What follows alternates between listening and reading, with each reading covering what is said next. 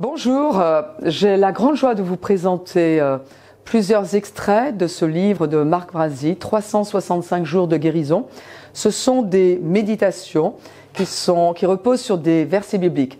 Moi, je vous encourage à vous asseoir avec moi, faire une pause un petit peu dans la journée et méditer ensemble sur des vérités qui vont vous encourager et qui procureront même la guérison dans votre corps, qui vous apporteront la paix.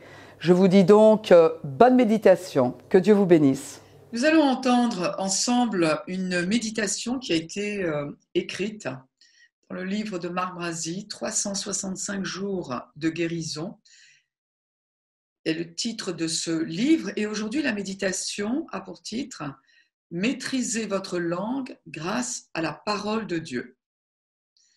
D'après Jacques 3, 5, de la Bible Amplified qui a été traduite.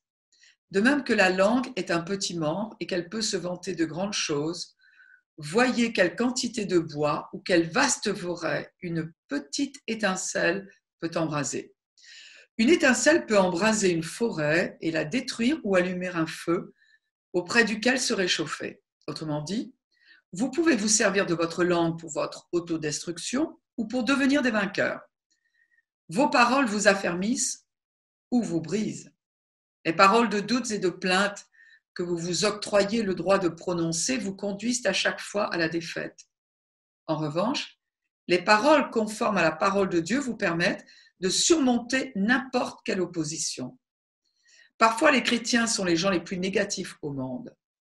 Combien ne disent pas « je n'en suis pas digne » ou alors chantent « ici-bas, j'erre comme un mendiant, dans la chaleur comme dans le froid ».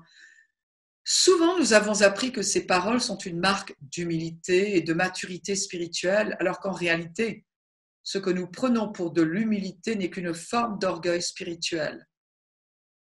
Une personne spirituelle est celle qui aligne tout son être, esprit, âme et corps sur la parole de Dieu.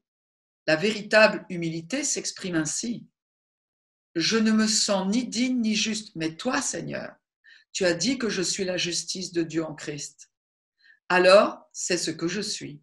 Je vais me soumettre humblement à ta parole et la croire, sans tenir compte de ce que je ressens. Décidez dès à présent d'aligner vos paroles sur ce que Dieu dit pour chaque domaine de votre vie. Et je vous invite à répéter après moi votre déclaration de foi.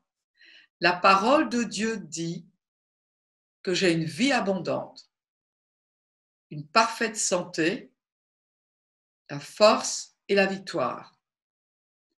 La parole de Dieu agit avec puissance en moi dès maintenant.